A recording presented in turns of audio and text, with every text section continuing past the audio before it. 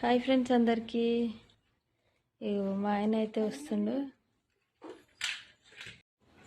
తీసుకొచ్చినావా? కూరగాయల కోసం అయితే వేయండు, తీసుకొని అయితే వచ్చిండు. ఏమేమి తీసుకొచ్చినా? పుదీనా, టమాటా, వంకాయలు.